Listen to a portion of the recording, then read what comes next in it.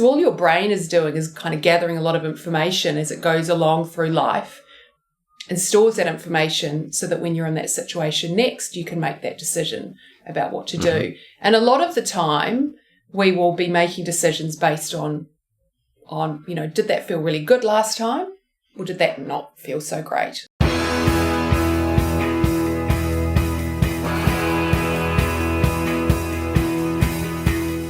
Welcome to The One You Feed.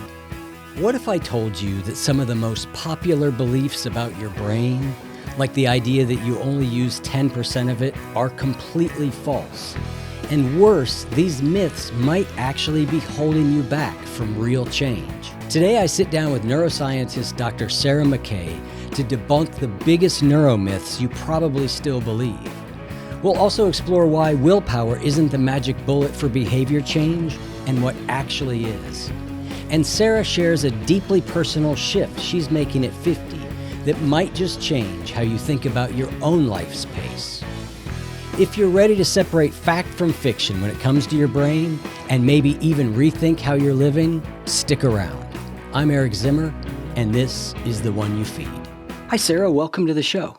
Thank you for inviting me. I am happy to have you on. I first came across your work, I think, because my partner, Ginny, subscribes to your email list. Oh, but that's cool. The thing that sort of hooked me and that I wanted to talk about was that you often talk about neuromyths. And so we'll be getting into neuromyths. We'll be getting into your latest book, which is called Brain Health for Dummies, and all of that in a moment. But first, we'll start like we always do with the parable of the wolves. And in the parable, there's a grandparent who's talking with their grandchild, and they say, in life, there are two wolves inside of us that are always at battle. One is a good wolf, which represents things like kindness and bravery and love. And the other is a bad wolf, which represents things like greed and hatred and fear. And the grandchild stops, they think about it for a second, they look up at their grandparent, and they say, well, which one wins? And the grandparent says, the one you feed. So I'd like to start off by asking you what that parable means to you in your life and in the work that you do. Yeah, it means quite a lot right now. I was thinking about this last night because I'm at one of those sort of seasons of life, let's say. My mother loves to talk about seasons of life, where I think that kind of the balance and kind of moments and places and people kind of working against each other are happening. So I turned 50 at the very beginning of the year. Last year it was a huge year. I wrote a couple of books. We had a lot going on. I had lots of great, exciting, fun things happen, but we also had quite a lot of stress in our family. And I decided that this year, turning 50, I was going to take like a gap year. I think growing up's meant to call it a sabbatical, which is I don't want to be at my desk. I don't want to be writing. I don't want to spend too much time thinking, to be honest. I'm going to do podcasts and speaking, but I want to travel and I want to connect. So I'm trying to sort of shift a balance. I think my oldest son, it's his final year of high school and he'll probably go away to university next year. And I left academia many years ago to have when I had my boys, because I wanted to be at home with them. And I feel like it's a really nice bookend of his schooling to kind of be here. I mean, to be honest, he probably won't notice whether I'm here or not, but he will notice the food and the baking. And just to kind of shift my focus and just sort of slow down and live a bit of a slower, linear, like I like to say, less of a 360 life. So I feel sometimes I can be in a tug of war between striving and achieving and trying to do all of the things and parent with trust, not anxiety, try and give up control and be a mentor. So I feel like I've purposefully decided this year to and I hate, it's not the word slow down, but perhaps anchor myself a little bit more. Last year I tried to, people have a word of the year. Last year I had this word equanimity, and I think I'm going to reuse it again this year because I think that's about kind of being grounded and balanced. And when life is kind of rushing around, I'm going to try and be a little bit more like linear, choosing where to place my focus in a calmer way this year. I think I need that. My body needs that. I want to give that to my family again. So that's what that parable kind of, it's about not fighting between different ideas. It's just about setting some aside and leaning into some others. Yeah, that idea of being away from your desk is one that sounds good. I've been working on my first book, and it's due to the publisher in a month. So, congratulations! Thank you. So I spend a lot of time at my desk normally. You spend a lot of time sitting down alone. even more, yeah. And just lately, the last few days, I've just had this feeling like I get off and I'm like, I just need to go for a walk, with no music, no audiobooks, no podcasts. I hate to say it. Listeners, I don't advise that. I think you should always have the one you feed on. It's hard to walk without a podcast if you have a busy brain. I like to just, I find it stops me thinking. As I say, I don't like this 360. My brain will just be going off in a million angles. I agree. And generally I like it. I just have felt like just that, like, no stimulation for just even 30 minutes where it's like there's not something kind of coming at me. Yeah, for sure. So let's move into talking first about neuromyths. What does that mean to you, and what are some of the most prevalent neuromyths out there?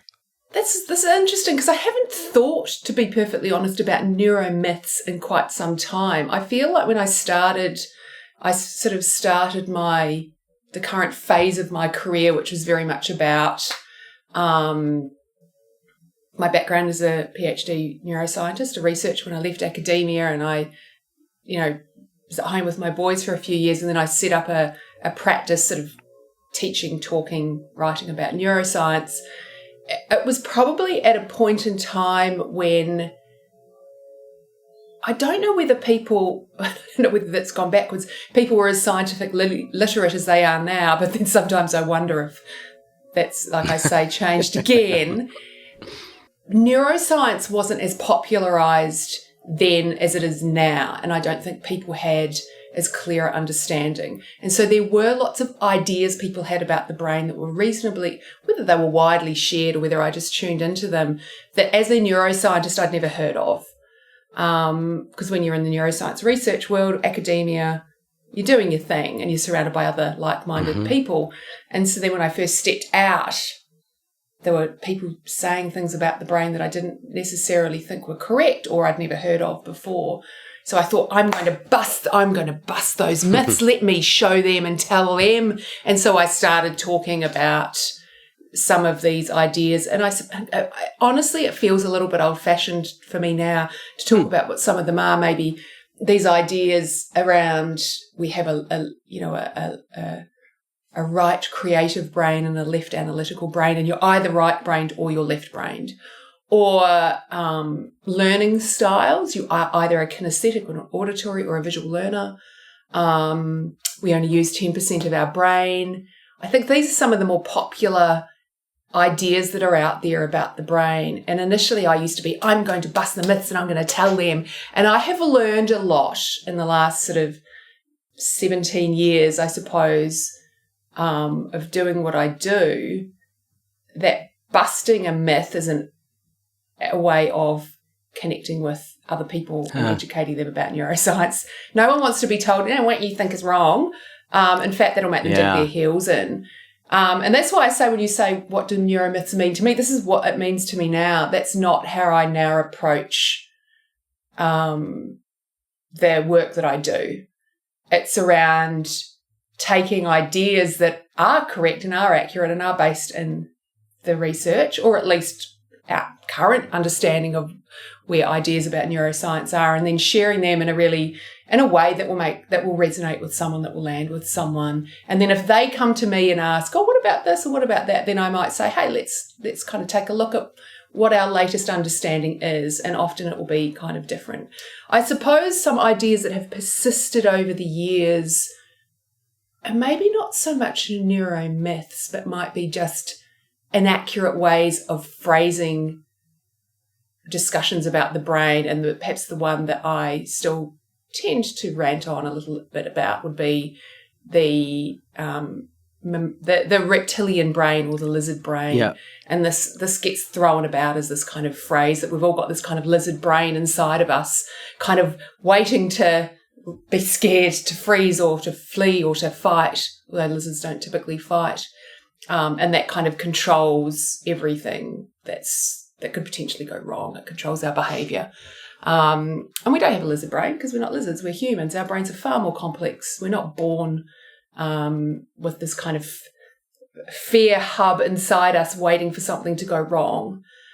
So that is perhaps not a myth that I tell people is wrong, but I try and present different ideas instead, which I think are more contemporary ways of explaining how the brain works that I think are more useful and give people a bit more agency and a bit more to kind of move on with in a useful way.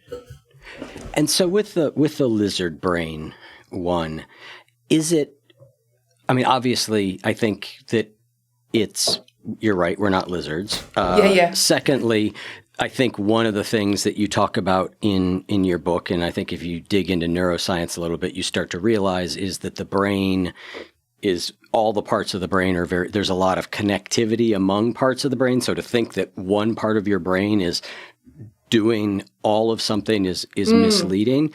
But is it safe to say that we have a part of our brain that is more, I don't even know if this would be safe to say, limbically based, a part of our brain that is more reactionary, that is from older brain structures in creatures that we've evolved from and we've built on top of that? Or is even that a misunderstanding?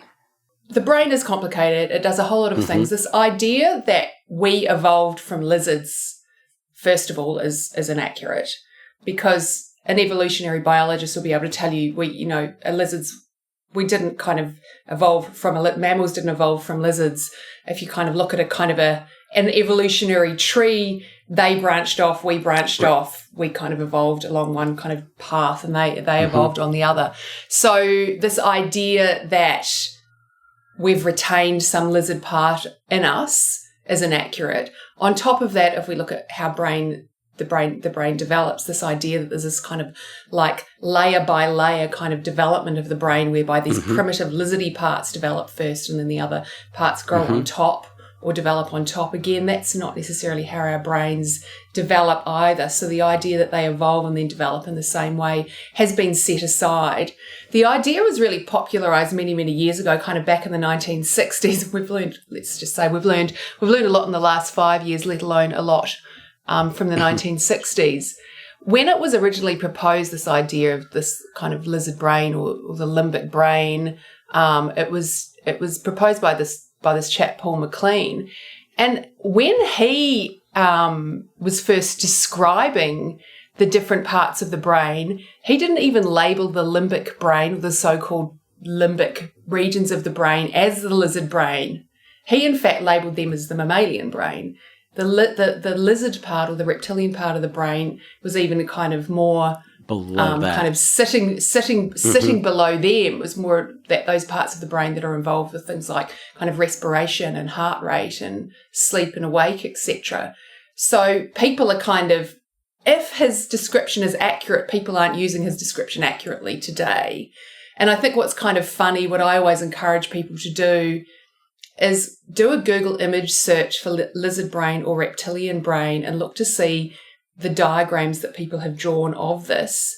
And you could get an array of 20 of them, and I guarantee every single one of them will label a different part of the brain as lizard or reptilian. And the reason they can't label that is because it doesn't exist. Because it's not kind of a thing. What we understand now, like the current contemporary neuroscience perspective, and this may change, is that, we don't have these kind of hardwired neurobiological basic emotions that are wired in from birth, whereby every human on the planet is going to respond in an identical way, in the same way that every lizard on the planet does. Like a lizard in Morocco and New York and in my backyard here in Sydney are all going to behave the same way. We humans don't. Instead, we talk about this idea of constructed emotions, and some of this has been popularized by various neuroscientists, whereby, like everything else in our brain, like a thought or a memory or an expectation or a belief, an emotion is also constructed from kind of multiple inputs, or we can think about them as like ingredients. So some of these would be from our bottom-up kind of physiological body, the sensations we feel in our body. Some of us are more consciously aware of what happens in our body than others. The situation we're in, the context we're in, the people we're with. I mean, and there's a whole lot of data coming in these days from like your mobile phone. So a war happening on the other side of the world is now happening 30 centimetres away from your face. And that gets combined with our memories and our personal experiences, the language we've learned to describe these kind of feelings.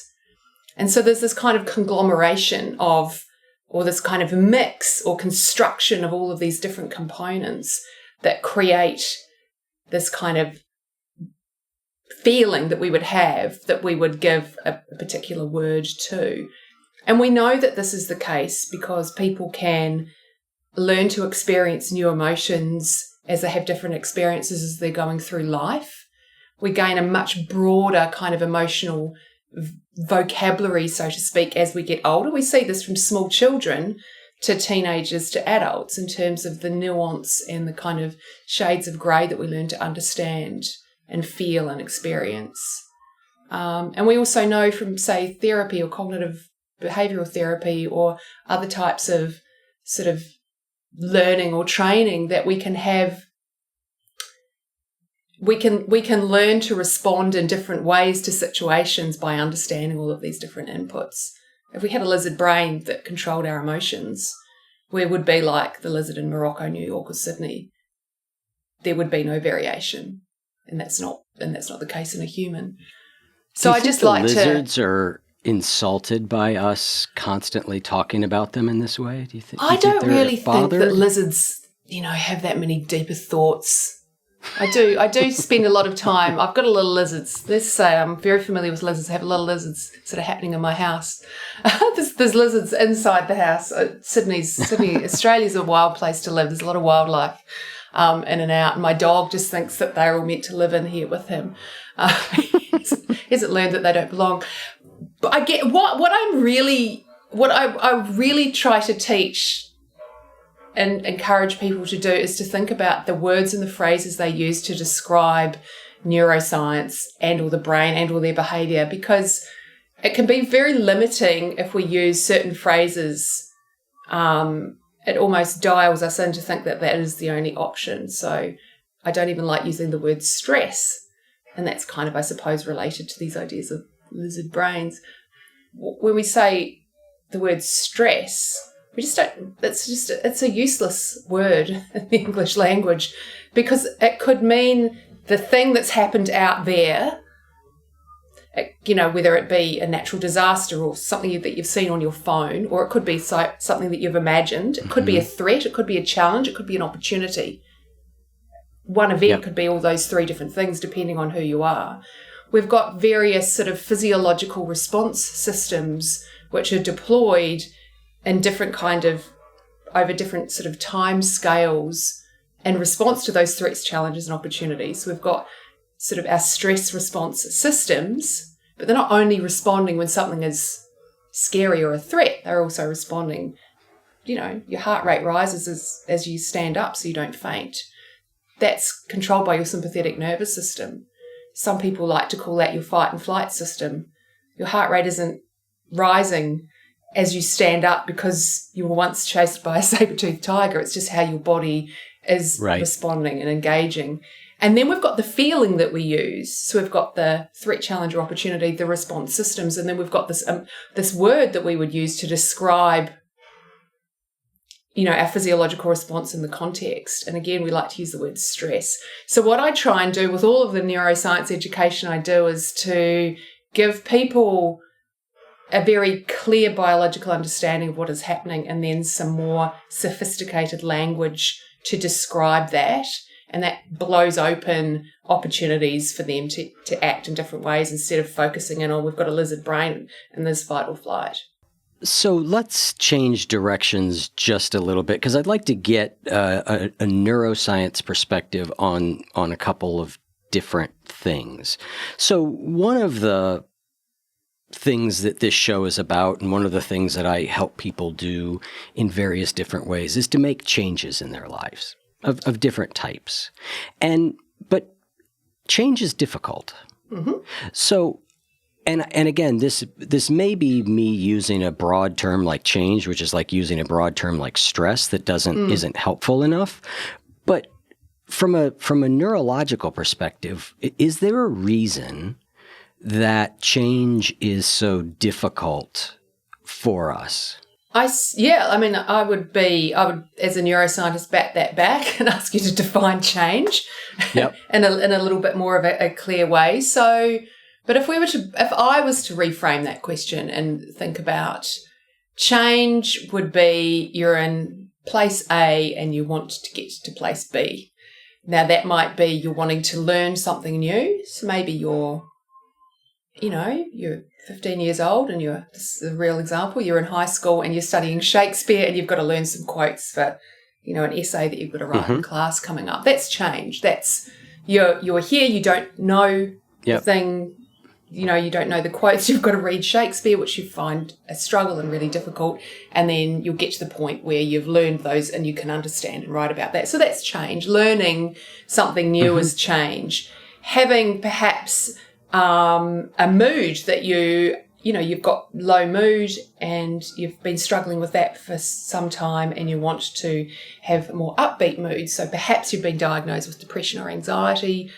Perhaps you've just got the blues and you want to not be like that anymore. That's also change. So we've got different types of scenarios, or perhaps you're trying to learn a new skill, like, you're trying to learn I'm in a musical theatre group. I'm very untalented at singing and dancing, but I do like knocking about in the back row with the other mums in the ensemble. We've got to learn a new dance for the show coming up, and it's like we first get taught it. And so that's change. I have to change something to be able to get from point A to point B.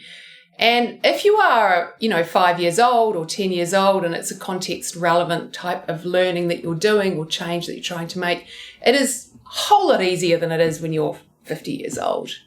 Anything is easier to learn when you're young versus old, and one of the principles around that is based on the degree of plasticity in which your brain kind of has, or the degree to which it changes by experience. And we know that there are certain times through life, particularly during infancy, childhood, adolescence, and then interestingly, some context relevant plasticity takes place in pregnancy for women, where the brain is incredibly kind of receptive and can be shaped very, very easily by the experiences it has. And in fact, it often fundamentally requires those experiences to guide its development appropriately. And we might call these sensitive periods of development. And by and large, these kind of phases of life open and then they close because you want to grow up and learn and adapt to the environment and the context in which you're in and be changed and molded and shaped for it, and then in adulthood function within that. And so what we see is that plasticity, kind of the capacity for plasticity dialing down. And some kind of some types of different brain networks that are responsible for different types of behaviours we might perform will retain plasticity longer than others. So your hearing centres in your brain are very, very plastic when you're very, very young in infancy, and then they kind of close down. So it's much harder to learn languages later in life than it is earlier in life. And if you're born profoundly deaf and you never hear spoken language, it's going to be very, very hard for those brain centres to ever hear spoken language later in life if there's not an intervention straight away. However, we can still learn to solve a maths problem. We can still learn to play a new musical instrument. You can still learn new dance moves in your 50s, 40s, 50s, 60s and 70s. It's just a whole lot harder than it was then. So again, it's going to very much depend on what is this change that you are wanting to make. And what is the process by which you're going to go through that change? If it's learning a new motor skill, if it's changing a thought process, often, and those are kind of two different things, because learning something new is often easier than trying to unlearn something old. Mm-hmm. Because typically, say you have this thought that you're always having, perhaps you're berating yourself for being a useless mother. I used to do that. Now I think I'm a brilliant mother. But back in the day when my boys were young, I used to think I was terrible. And I was completely fine. I was just going through, early toddlerhood years. It was very hard to unlearn that, to stop that thought process. In fact, I had to figure out what triggered that thought process. And this is what we would do if we were talking about habit change. What is triggering or causing that particular thought? And what can I think or do instead when I encounter that trigger? Instead of trying to unwind a thought, I had to learn a new thought in its place. So it's very important when we're talking about change to say, am I just trying to learn something new? Do I need the skill development that someone could teach me? Am I having to learn something new, but I really don't want to, like learning Shakespeare quotes?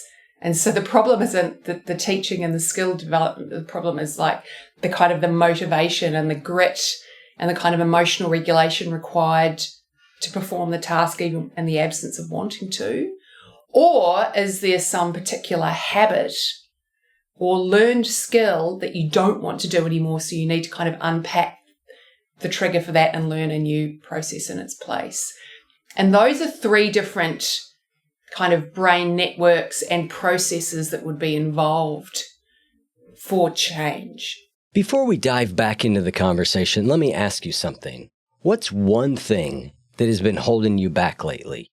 You know that it's there. You've tried to push past it, but somehow it keeps getting in the way. You're not alone in this, and I've identified 6 major saboteurs of self-control, things like autopilot behavior, self-doubt, emotional escapism, that quietly derail our best intentions. But here's the good news. You can outsmart them.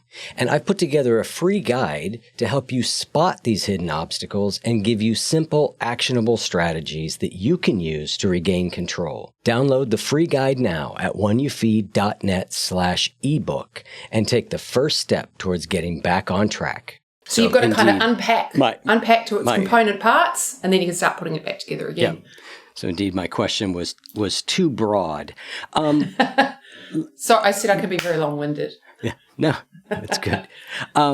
There is in psychology studies, there is discussions about the idea of willpower or self-control, and in general, right, the behavior change lens on this is that you want to rely on these things as little as possible, right? You want to set up your environment, you want to get all the support that you can get, et cetera, et cetera. But neurologically, do we know where this idea of willpower or self-control comes from? Which I guess let's define it as this: I'm in a moment where I need to make a choice. And I've got the 2 wolves going, right? And one wolf is the one that I've decided I want to follow, and the other is the other wolf. What do we know what's happening neurologically when somebody is sort of in a moment of sort of wrestling with these questions and then making the right choice? Is it solely an executive function? Yeah. Do we know?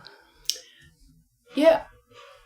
I mean, it probably depends how sophisticated your self-awareness and executive functions are, and whether you're able to kind of stand back and look at those choices in some kind of from a distance and then consciously choose which one or the other to take to choose, or whether, perhaps you're very emotionally dysregulated and, you'll be driven to the right or the wrong decision by kind of you're listening to your emotions instead of being able to thoughtfully engage in that task.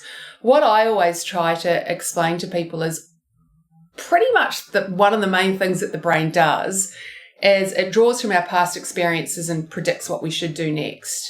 So, and that, whether that be, the construction of emotion. Last time I was in this situation, and my body was feeling this way surrounded by these people, then this is what I felt, so I'll feel that again.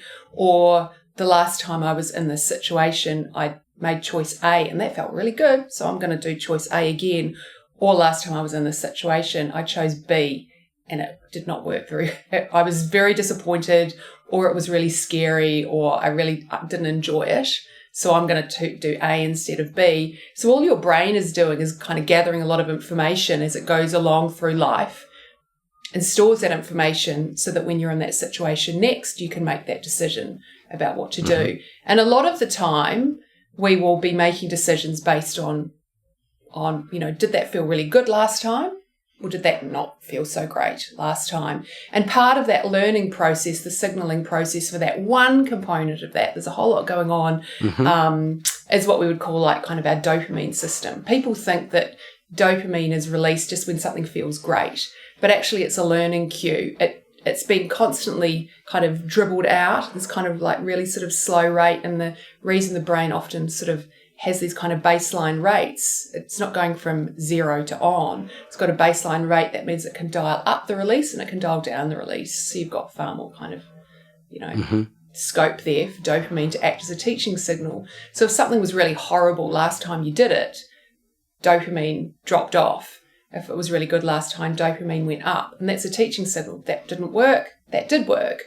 And so the next time you encounter that, in advance of you making the decision to act, you'll be going, oh, that felt really great, or that didn't feel really great. And that'll be part of the kind of desire to do it again, or the kind of, oh gosh, the feeling of not wanting to do it again.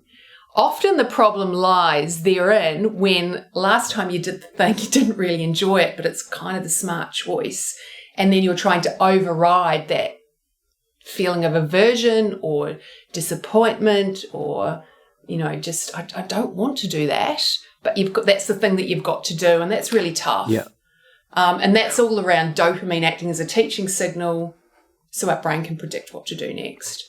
Well, you've got the other example also, which I think addiction is the extreme version of, which 100%. is like, I've heard addiction framed as a learning disorder. I'm a recovering person. When I heard that, it made a certain sense to me because in the beginning, it was all good. It's obvious to me why I did it and why I kept doing it, because it felt freaking great and I loved it and it made my life better. That's kind of the unspoken thing about, especially they say drugs of addiction, or it feels really good.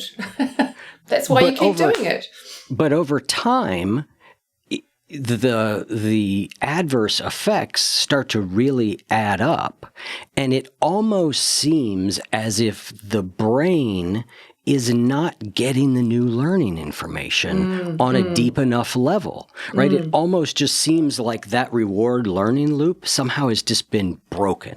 Yeah. And so, but I think we can say this even on a much lesser level. Let's say people who have a mild issue with eating more than they want to in the evening. And when they do it now, what they end up with is shame and remorse, which seems that if reward learning was driving the whole show, your brain would be like, oh, the last 3 times I did that, maybe it felt good for a minute, but I just then felt terrible for an hour. And yet, we continue. That's the problem and when we're talking about, particularly when we're talking about drugs of addiction that have a psychoactive component, part of the problem there is they're acting on the exact same neural pathways and synapses as that reward learning process.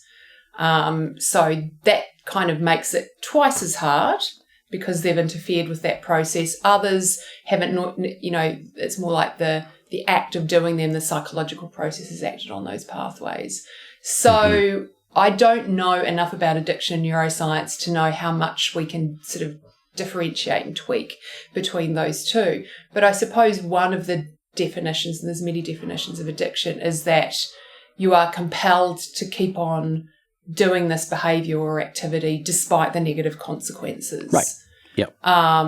Even if you're not getting the high or the pleasure from it anymore. And that's the difference between what we would call a habit or an automated behavior and an addiction. Because a habit, you can always intervene.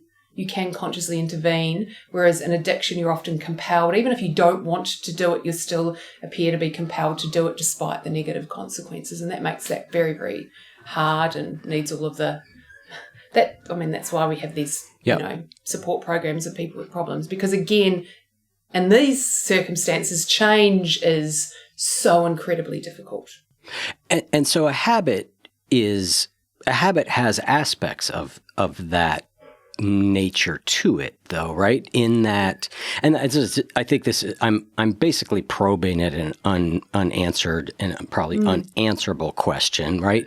Which is where does something verge from being a bad habit into an addiction? And I don't think we have to answer that.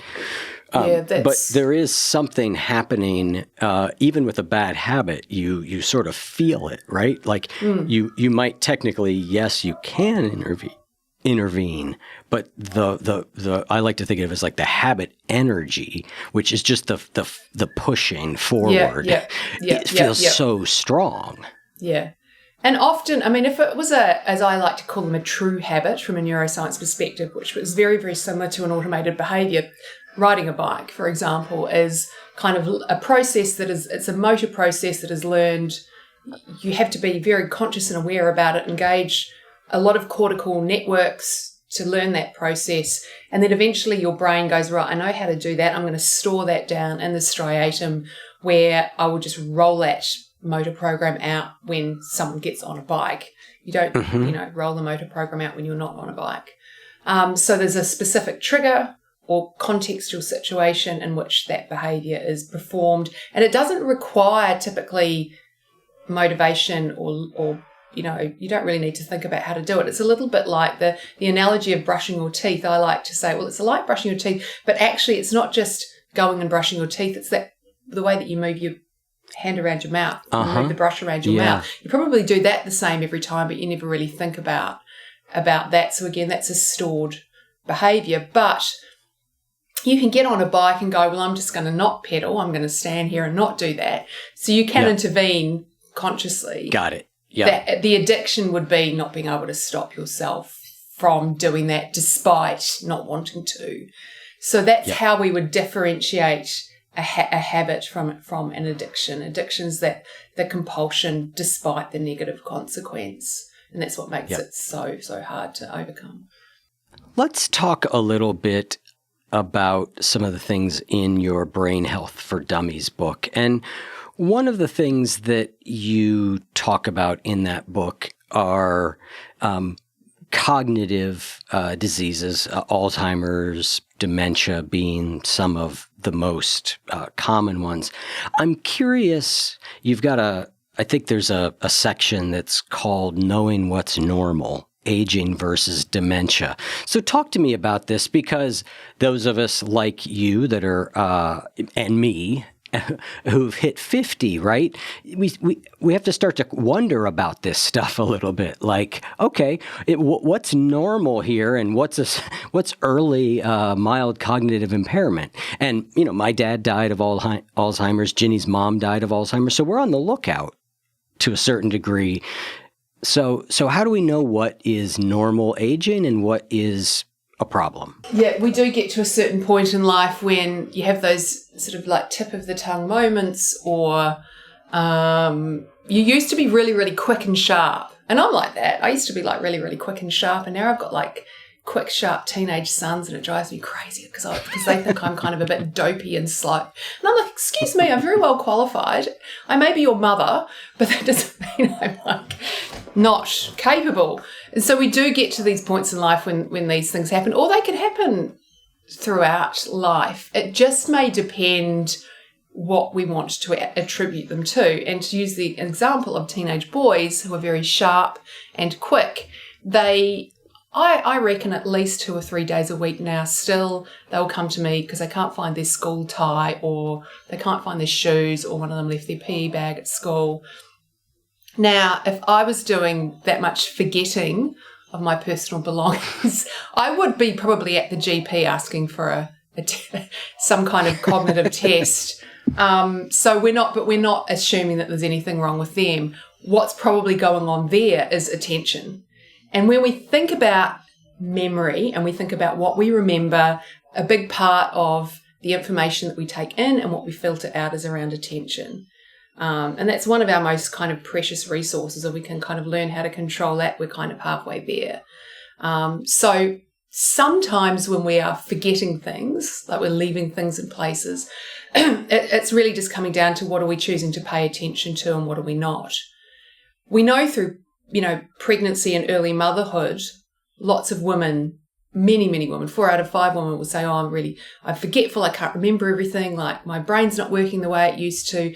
And part of that is around attention and just still trying to do it all as well as trying to look after a whole new human. So again, a lot of that is around attention. But other times in life, it may not be, just that there's a lot going on and we're trying to remember things. You may genuinely feel that there is some kind of cognitive impairment with your brain, or you might just be noticing that things are sort of starting to slow down or change.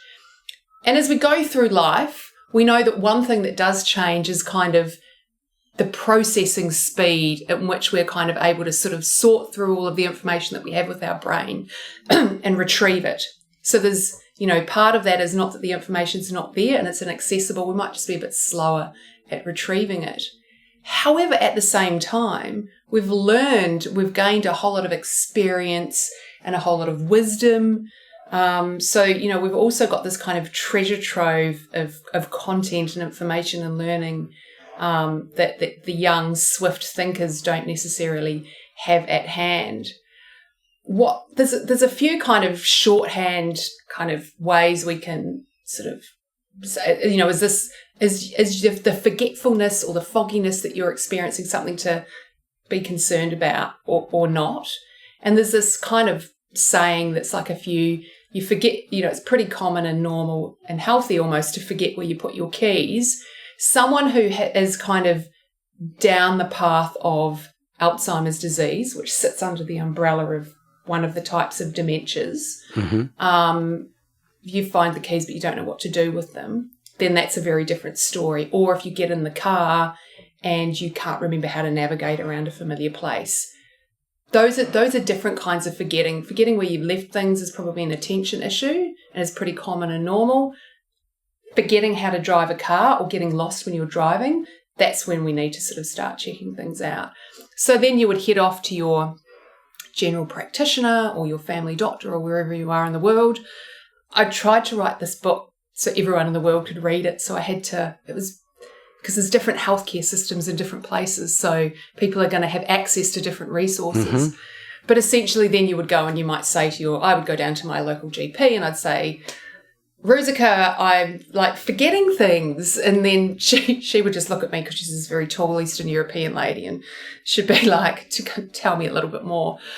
She would be slightly skeptical knowing me. But then there's various types of cognitive testing that can be done that would act as a good screening tool to help her decide we need to send Sarah off to, say, a memory clinic to get this looked at in much more detail, or we can reassure Sarah that this is completely normal.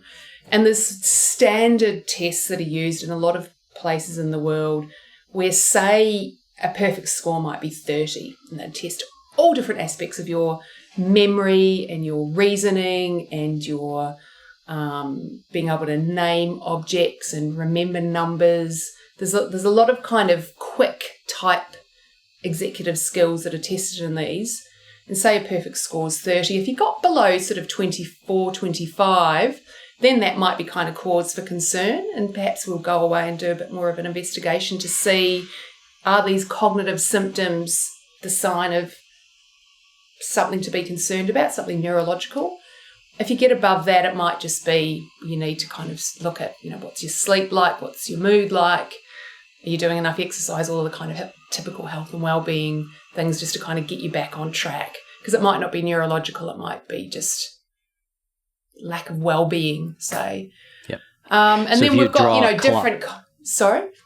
Oh, I was going to say, so if you draw a clock and it looks like a Salvador Dali picture, that's a good sign that maybe things are going wrong. Yeah, so there's lots of different kinds of tests in there, like here, copy this or remember this, or name 10 animals, being able to kind of perform those. And I guarantee that a teenager will be able to do that quite quickly.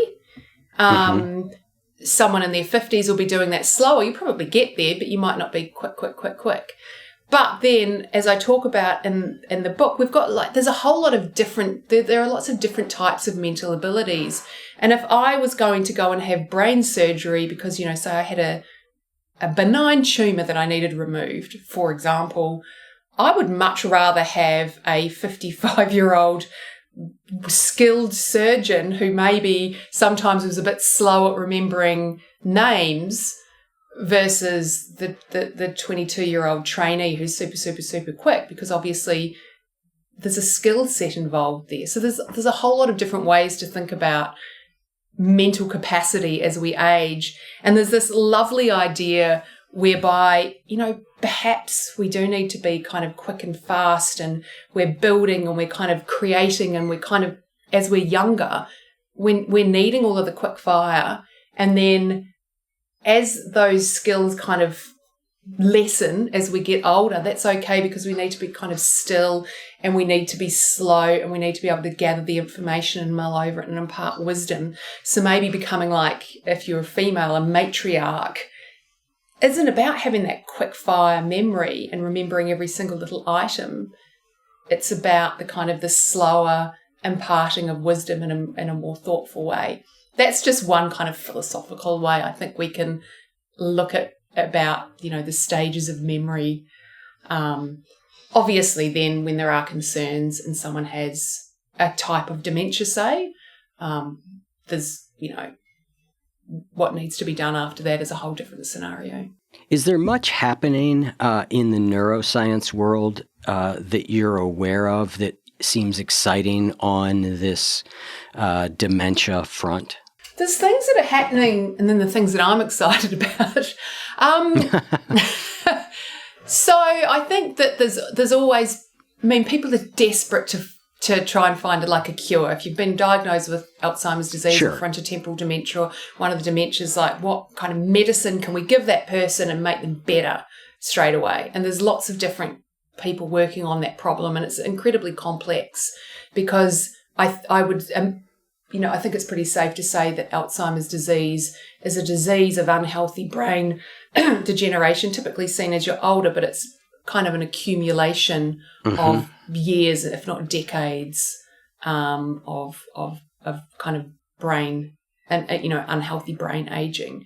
And so it's not like if you've broken a leg where you can kind of fix it. So it's a very complicated problem in there.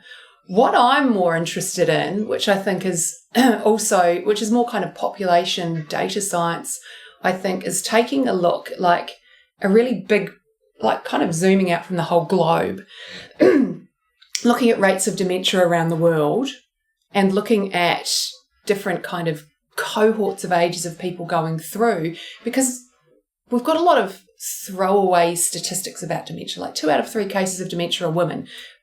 Why is it women? Is it something to do with female biology? Let's look at menopause, and that must be the answer. Give women HRT, we've solved Alzheimer's disease. No one's kind of going back to that original statistic and looking at and trying to interpret and understand that. And it's interesting if you look at the difference between prevalence, which is the number of people with a diagnosed disorder at any kind of moment in time, versus incidence, which is kind of always the rate in which you're adding new cases in. We've also got, it's like a pool of water, the prevalence pool of water. You've got incidence as the inflow, but you've also got people dying as they're got, kind of flowing out the bottom. And if we look at healthy, wealthy countries around the world, sometimes the US is included in that, sometimes it's not. Australia and say the Nordic countries and some European countries, let's just say, to be more safe, we're actually seeing the incidence of Alzheimer's disease and other dementias declining slightly. We're seeing more prevalence because that's as less outflow because people are living longer. But actually the inflow's slowing a bit. So we're starting to see that incidence coming down. And that gives us some clues to the cause. And we know partly the incidence is coming down because we're getting much better at treating some of the diseases that predispose people to Alzheimer's, like heart disease and metabolic disorders, diabetes, etc. So that's slowing the incidence down in the healthy, wealthy countries, but we're not seeing that in parts of the world that are less wealthy and more unhealthy, where there's much lower socioeconomic sort of support, where people are poorer, for want of a better language, we're not seeing the incidence slow down. So that's interesting, because I think if we take that perspective, it gives us clues into where we could be intervening as well. The 2 out of 3 cases of dementia, we need to have a look at Alzheimer's disease, and again, prevalence versus incidence. And what we see in terms of Alzheimer's disease, that males and females, when we're looking at women in their sort of 60s, 70s and 80s, we're looking at people in their 60s, 70s and 80s, there's more females in there because they're living longer. They're living longer. But are the incidence rates, the kind of the rates of inflow the same? It would be very easy to think, it's the rate of inflow of females is much greater. But actually, you don't see a greater rate of inflow until you're looking at people in their 90s. But the men just kind of die off sooner, so they're coming out of the pool. So the overall prevalence is higher. And so we've got to start to be a little bit more sophisticated with thinking about the stats, instead of assuming the statistic that you heard is correct and then trying to look at the causes from there. So that's where I'm kind of interested in, and I'm not a data scientist and I'm not a statistician, but I'm interested in taking this bigger picture perspective, because we must do that, or else we will jump to trying to solve a problem that may not necessarily be the right problem to solve. We can look at this data globally, and it's been done in some, the Lancet Commission on Alzheimer's disease and dementia puts out a report every couple of years of, where to intervene at what ages. And we've got things like education and in childhood and early, youth, school education is an enormous risk factor for developing Alzheimer's disease later in life. It's probably about 5% of cases could be kind of dialed down. We could dial up education. And we see that playing out when we compare the healthy, wealthy nations versus those with less opportunity. And there's particularly going to be less opportunities for girls in those countries, which is why that might add to the prevalence later. Midlife, the greatest risk factor, which no one talks about because it's very unsexy and it doesn't make for good social media content, is hearing loss. So untreated hearing loss. And then later in life, untreated vision loss. And no one wants to talk about them because they're very they're very, very boring and very unsexy. But what is that meaning if you can't hear and you can't see? Your brain is not like interacting with the world. It's not receiving input from the world. It's almost as if, it'd almost be like sort of shutting off one of the signals coming up from your body. It's completely shutting off those senses to the world. And that's how we kind of take in and make meaning of the world and navigate our way around and use our brain for what it evolved to do. So there's lots of kind of points in which we can intervene. And I think unless we take this big picture perspective, that's what I'm interested in, we're going to be intervening in the wrong places. Yep, that makes a lot of sense. I mean, honestly, a lot of the things that you do to be more preventative of Alzheimer's all fall into the not very sexy category. I mean, it's the basic stuff like eat better, exercise, get better sleep. I mean, it's just it's the most things, boring sort of like. Now, the good most news health is, and well-being advice is boring. It's I like to call them the tech bros. I call them ice bath boys. They like to dial in on that top 1% and like tweak that because they think that's going to matter. But the vast majority of the population isn't doing the 99%. So the top 1% isn't going to make any difference. They just popularize it.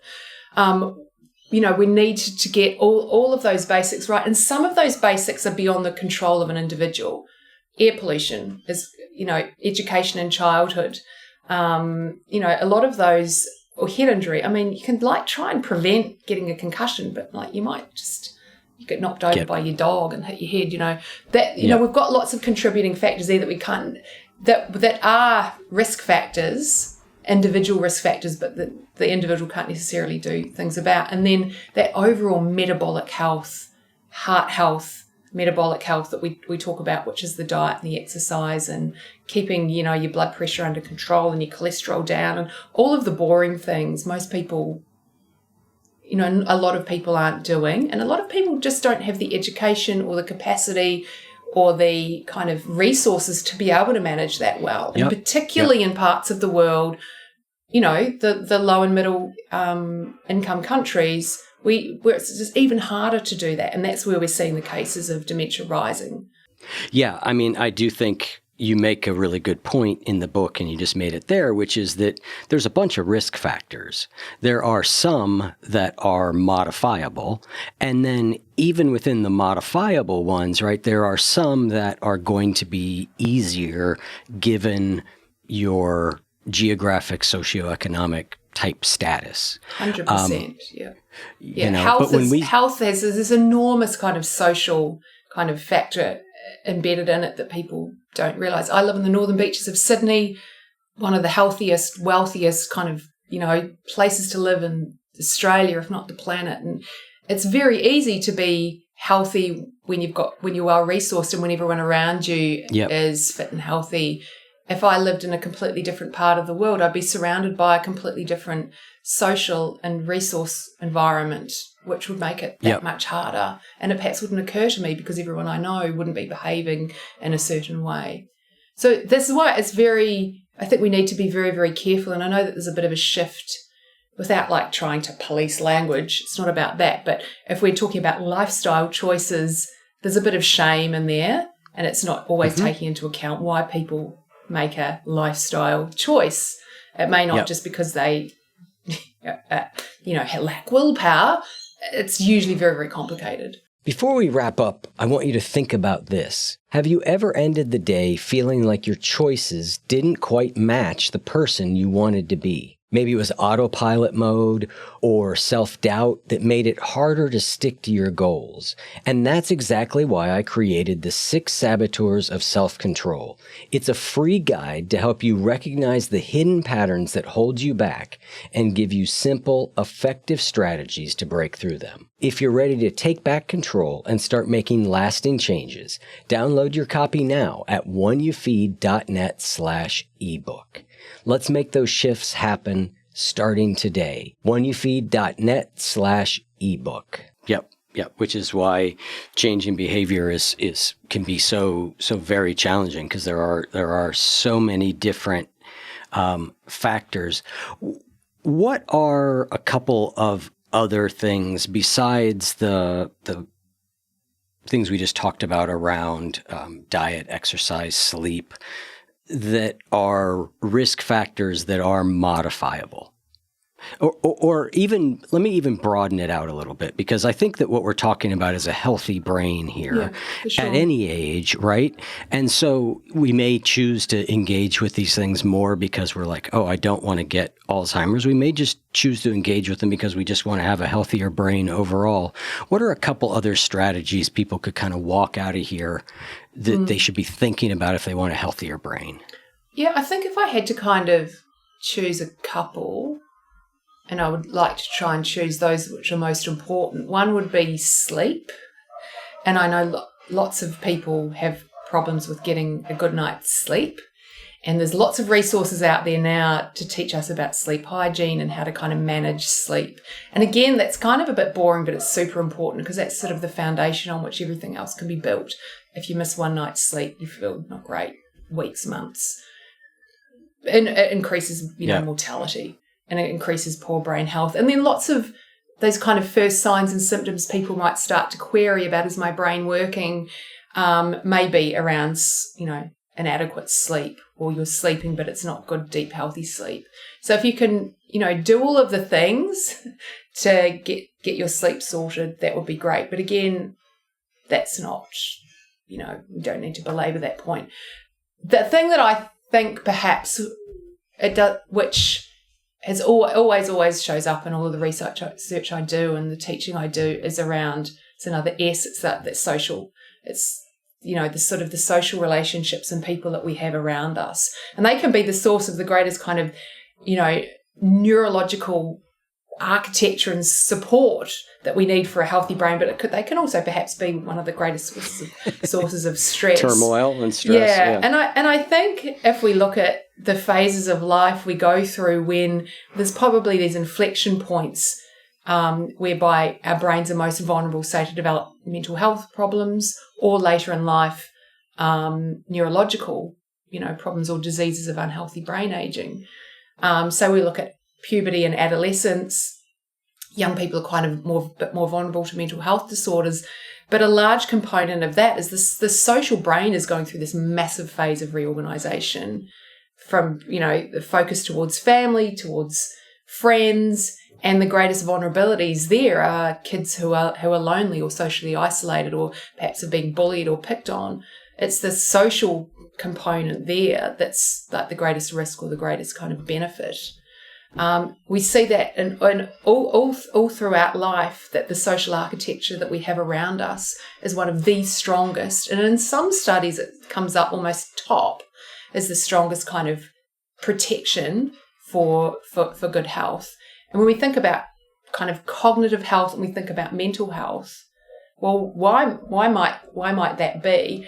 If say you're an older person, there's just like the kind of logistics of, you need to get to your doctor's appointments and you need to eat the healthy food and you need to like kind of keep your life running. If you've got people to help you with the logistics, it's going to be easier than if you're alone. Yeah. You're socially isolated. There's just that component. But then there's the kind of the cognitive stimulation component. So much of our brain processing is taken up with thinking about what other people are thinking and feeling and interacting with others. We go through adolescence, and then again when women go through that first pregnancy, the biggest brain reorganization that we're seeing taking place is in the social networks of the brain, because we're tribe animals. It's fundamental to our health and well-being to have good, strong, healthy social connections. The biggest risk factor for mental health is social isolation or loneliness or rejection. We see it in new mothers. One of the biggest risk factors is just kind of having to do it alone. And then we also see this play out. You look at meta-analyses that have looked at lots and lots and lots of different studies. People who report feeling lonely or are socially isolated have higher rates of dementia and Alzheimer's disease.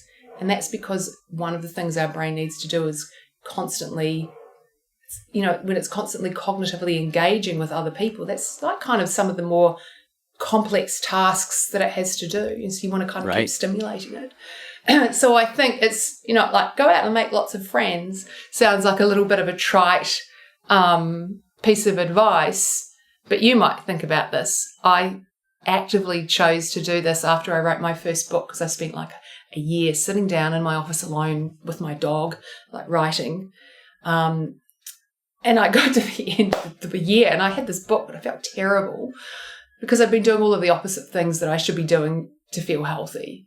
So I needed to get up, out in the world, move, connect, communicate, interact with other people. And then you're kind of using your brain for what it evolved to do. It didn't evolve to sort of sit in a little room all alone staring at a screen. It evolved to be moving and navigating around the world with other people by your side. Excellent. Well, I think that is a great place for us to wrap up. Sarah, thank you so much for joining me on the show. It's been a real pleasure to talk with you. You're very welcome.